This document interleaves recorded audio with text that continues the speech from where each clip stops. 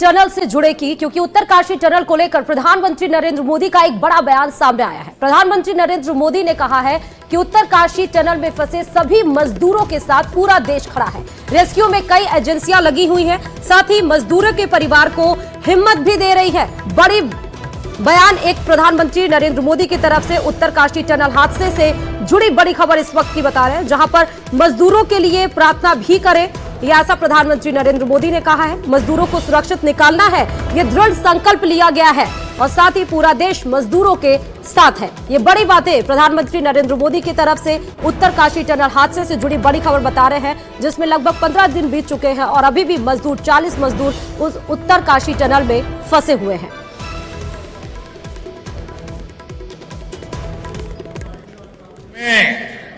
अपनी प्रार्थना में उन श्रमिक भाइयों को भी स्थान देना है जो बीते करीब 2 सप्ताह से उत्तराखंड की एक टनल में फंसे हुए हैं। सरकार और तमाम एजेंसियां मिलकर उन्हें संकट से बाहर निकालने में कोई कोर कसर बाकी नहीं छोड़ रही है, लेकिन इस राहत और बचाव अभियान को हमें बहुत सतर्कता से ही पूरा करना है। इस अभियान में प्रकृति हमें लगातार चुनौतियां दे रही है, लेकिन हम डटे हुए हैं, 24 घंटे प्रयास कर रहे हैं। हमें प्रार्थना करनी है उन श्रमिकों के सकुशल निकलने के लिए। और अब बात टनल में फंसे मजदूरों के बचाने के लिए 6 कोशिशें लगातार जारी हैं। पहली कोशिश जो की गई वो टनल में फंसे मजदूरों को बचाने के लिए, वो मलबे को साफ करने के लिए की गई, लेकिन तभी रेस्क्यू टीम को अंदाजा हो गया था कि इस तरह से बहुत ज्यादा वक्त लग जाएगा। 6 तस्वीरों के माध्यम से हम आपको बता रहे हैं कि पहले जो सुरंग से मलबा हटाने की प्रक्रिया शुरू हुई, लेकिन एक दिन के बाद ही रेस्क्यू टीम को यह अंदाजा हो गया था कि इस तरह से मलबा हटाने में बहुत दिन लग जाएंगे। लिहाजा मजदूरों को बचाने की दूसरी कोशिश की गई, जिसके तहत अमेरिकी ऑगर मशीन से सुरंग में गिरे मलबे में ड्रिलिंग का पाइप डालने का काम शुरू किया गया। 48 मीटर तक ये पाइप डाल भी दी गई, लेकिन उसके बाद बार बार सरिया आने से ऑगर मशीन के प्लेट टूटने लगे और फिर ये कोशिश भी नाकाम हो गई। इसके बाद फिर तय किया गया कि अब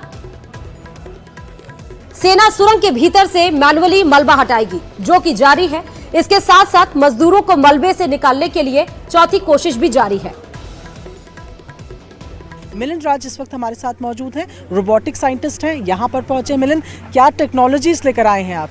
मैं लखनऊ से indigenously developed rescue robotic system लेके आया हूँ, जो कि बहुत सरल भाषा में बोलें तो 3 मेजर वर्क करेगी। पहला वर्क ये करेगी कि अंदर अगर कोई भी हजार्डस गैस का डेवलपमेंट होता है उसको तुरंत ट्रिगर करेगी कि वो अलार्म सिस्टम हो जाएगा, कि जैसे फॉर एग्जांपल मीथेन, जो कि बहुत ज़्यादा चांसेस होते हैं। दूसरी चीज़, जिस एरिया में ज़रा सा नेटवर्क भी नहीं मिल रहा है वहाँ पे हम लोग हाई स्पीड इंटरनेट एक्सेस देंगे 100 मीटर की दूरी पे।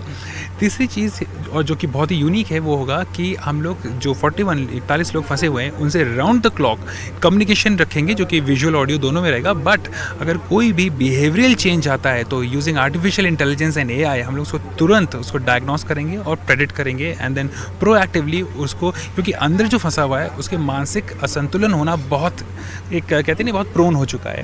ये एक उदाहरण के तौर पे मैं बताता हूँ, लिफ्ट में व्यक्ति फंसता है तो वो विचलित हो जाता है, तो यहाँ तो इतने दिन से तो ये 3 चीज़ें हैं जो कि एक ह्यूमैनिटेरियन ग्राउंड पे हैं और ये यकीनन बहुत ही एक अच्छा रिजल्ट उनको देगा। ठीक है, थोड़ा इलैबोरेटली अगर हम समझना चाहें, किस तरीके से ये टेक्नोलॉजी काम करेगी? आपके कुछ डिवाइसेस हैं, कैसे वो काम करेंगे? तो हमारी डिवाइसेस हैं, ये अलग अलग मॉड्यूल्स में है। तो ये एक पहला इसमें मॉड्यूल है जो रिसेप्शन सिस्टम है। तो रिसेप्शन जो है, जो कि RX बोलते हैं, ये थोड़ा बड़े साइज़ का है और ये हमारा स्टैंड अलोन है, ये रखा रहेगा एक पॉइंट पे।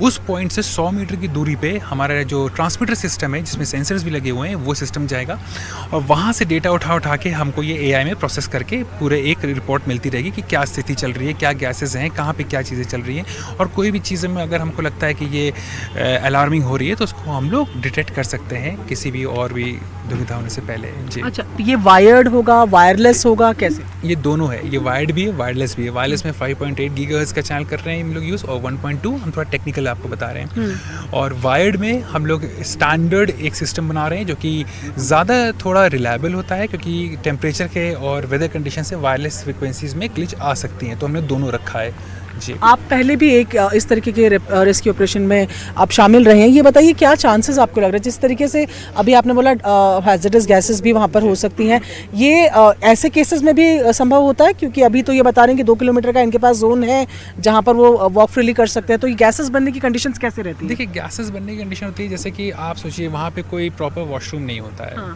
हाँ, तो एक्सेस नहीं होता, तो methane is a very prone thing. और दूसरी चीज़ ये होती है ना कि it's a very unpredictable situation, तो पहले से अगर आप चीज़ों को प्रोएक्टिव रखिए तो वो चीज़ें आप पहले से संभाल लेते हैं, है ना, हादसा होने से पहले ही। तो प्रोएक्टिव अप्रोच है ये, इसीलिए उसी में AI भी आ रही है जो कि बिहेवियरल और उनको मॉनिटरिंग मैं यही जानना